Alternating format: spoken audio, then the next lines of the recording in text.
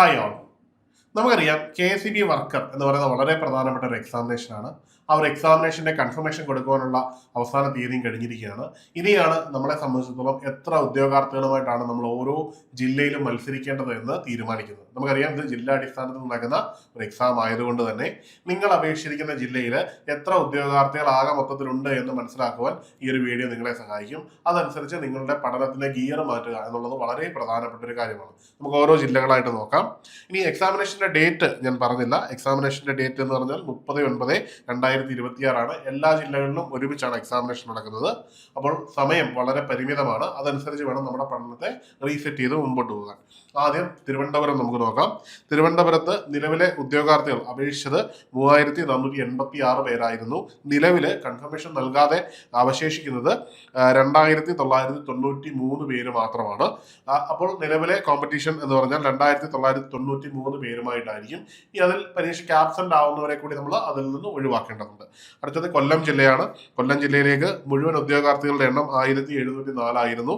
എന്നാൽ ഇപ്പോൾ നിലവില് വേക്കൻസികൾ അപേക്ഷിച്ചിരിക്കുന്ന, അതായത് കൺഫർമേഷൻ നൽകിയ ശേഷം അവശേഷിക്കുന്നത് 1404 പേരാണ്. അടുത്തത് പത്തനംതിട്ട ജില്ലയിലേക്ക് എത്തുമ്പോൾ മൊത്തം ഉദ്യോഗാർത്ഥികളുടെ എണ്ണം 613 പേരായിരുന്നു. അതിലെ കൺഫർമേഷൻ നൽകാതെ പോയതിനു ശേഷം ബാക്കിയുള്ളത് 514 പേരാണ്.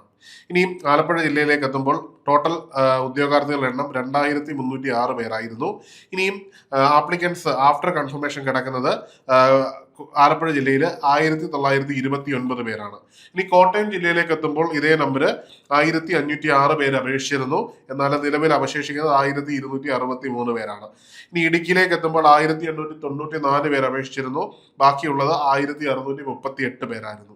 ഇനി എറണാകുളം ജില്ലയിലേക്ക് എത്തുമ്പോൾ 3490 പേര് അപേക്ഷിച്ചിരുന്നു. കൺഫർമേഷന് ശേഷം അവശേഷിക്കുന്നത് 2970 പേരാണ്. തൃശ്ശൂർ ജില്ലയിലേക്ക് എത്തുമ്പോൾ 2274 പേര് അപേക്ഷിച്ചിരുന്നു. ബാക്കിയുള്ളത് 1899 പേരാണ്. പാലക്കാട് ജില്ലയിലേക്ക് എത്തുമ്പോൾ 2603 പേര് അപേക്ഷിച്ചിരുന്നു. ബാക്കി നിൽക്കുന്നത് 2232 പേരാണ്. ഇനിയും മലപ്പുറം ജില്ലയിലേക്ക് എത്തുമ്പോൾ 2628 പേര് അപേക്ഷിക്കുകയും കൺഫർമേഷന് ശേഷം ബാക്കി നിൽക്കുന്നത് 2229 പേരുമാണ്. കോഴിക്കോട് ജില്ലയിലേക്ക് എത്തുമ്പോൾ 3884 പേര് അപേക്ഷിച്ചിരുന്നു. അവശേഷിക്കുന്നത് 3340 പേരാണ്. വയനാട് ജില്ലയിൽ 518 പേരാണ് അപേക്ഷിച്ചിരിക്കുന്നത്. ബാക്കി നിൽക്കുന്നത് 422 പേരാണ്. കണ്ണൂർ ജില്ലയിൽ 1719 പേരാണ് അപേക്ഷിച്ചിരിക്കുന്നത്. ബാക്കിയുള്ളത് 1446 ആണ്. കാസർഗോഡ് ജില്ലയിൽ 738 പേര് അപേക്ഷിച്ചു. ബാക്കിയുള്ളത് 638 പേരാണ് ഉദ്യോഗാർത്ഥികളായിട്ടുള്ളത്. അപ്പോൾ ടോട്ടൽ ഓൾ കേരള എടുക്കുമ്പോൾ 29,363 പേരാണ് അപേക്ഷിച്ചത്. ഇപ്പോൾ നിലവിലുള്ള ഉദ്യോഗാർത്ഥികളുടെ എണ്ണം 24,917 കുറഞ്ഞു എന്നതും വളരെ പ്രധാനപ്പെട്ട കാര്യമാണ്. നിങ്ങൾ ഓരോരുത്തരും നിങ്ങളുടെ ജില്ലയിലെ ഉദ്യോഗാർത്ഥികളുടെ എണ്ണം മനസ്സിലാക്കി കാണുമെന്ന് കരുതുന്നു. അതനുസരിച്ച് നിങ്ങളുടെ പഠനം മാറ്റുക. വളരെ നന്നായിട്ട് തന്നെ പഠിക്കേണ്ടതാണ്.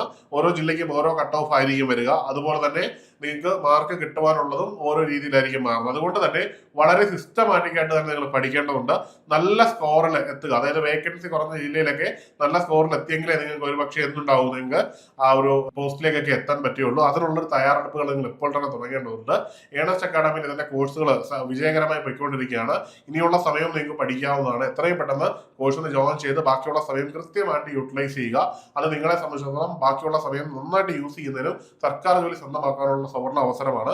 KCBയെ സംബന്ധിച്ചിടത്തോളം നമുക്കറിയാം, നിങ്ങൾക്ക് ബാക്കി ഏത് ഡിപ്പാർട്ട്മെന്റിൽ നിന്ന് കിട്ടുന്നതിനേക്കാളും ഉയർന്ന സാലറിയാണ് ഇവിടെ കിട്ടുന്നത് എന്നുള്ളത് വളരെ പ്രധാനപ്പെട്ട ഒരു കാര്യമാണ്. നിങ്ങൾക്ക് കോഴ്സിൽ ജോയിൻ ചെയ്യുന്നതിന് കോഴ്സിന്റെ വിശദവിവരങ്ങളുമായിട്ട് താഴെയുള്ള ഗൂഗിൾ ഫോം ഫില്ല് ചെയ്യാവുന്നതാണ്. അല്ലെങ്കിൽ ഈ കാണുന്ന നമ്പറിൽ ബന്ധപ്പെടാം.